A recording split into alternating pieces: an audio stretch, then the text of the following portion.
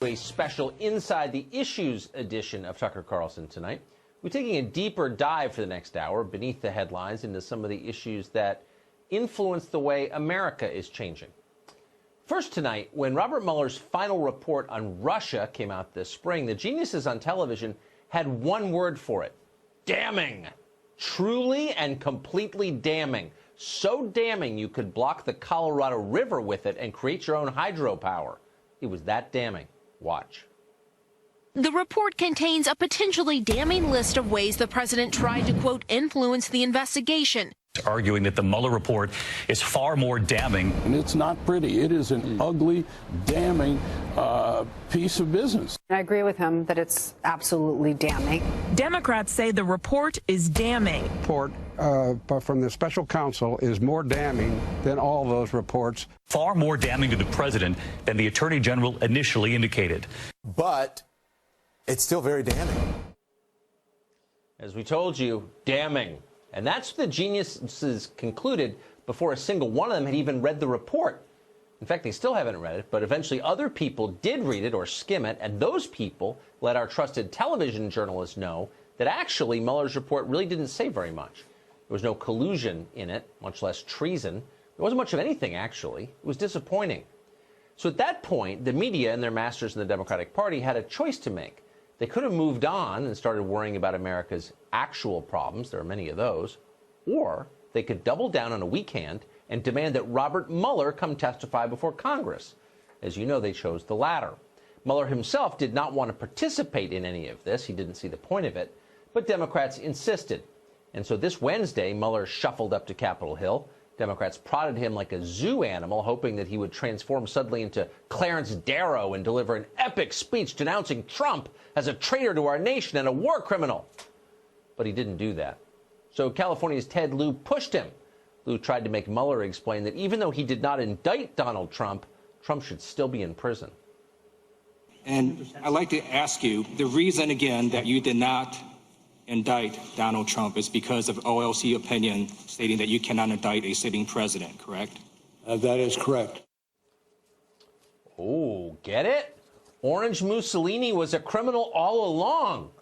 Mueller never said Trump committed a crime in his report. He also didn't say that in his press conference or in his opening statement. But finally, Ted Lieu was able to extract the truth from Robert Mueller. President Trump is a criminal. Except not. A few hours later, Mueller backtracked and clarified that he had not called the president a criminal. Watch. Now, before we go to questions, I want to add one correction to my testimony this morning. I want to go back to one thing that was said this morning by Mr. Lieu, who said, and I quote, "You didn't charge the president because of the OLC opinion." That is not the correct way to say it. As we say in the report, and as I said at the opening, we did not reach a determination as to whether the president committed a crime. As we say in the report, and as I said at the opening, in other words, Mueller wasn't saying anything new. He was just repeating what he'd been saying for months. But Congressman Ted Lieu was not convinced by this. Indeed, Ted Lieu smelled a rat.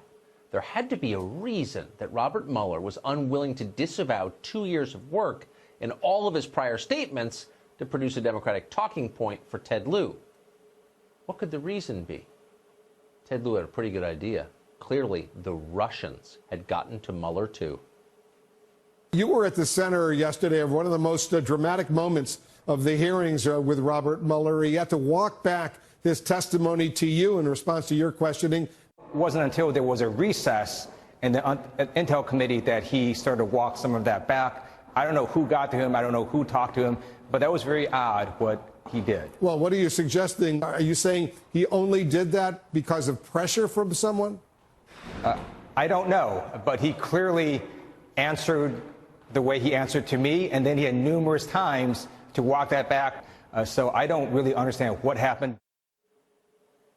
Now, to be clear, and this is a diagnosis, this is how crazy people talk. Tinfoil Ted is a nutcake. He's like your cousin who's convinced the moon landing was faked on a soundstage. Ted Lieu thinks he's got secret knowledge that explains everything. How'd the Russians get to Robert Mueller?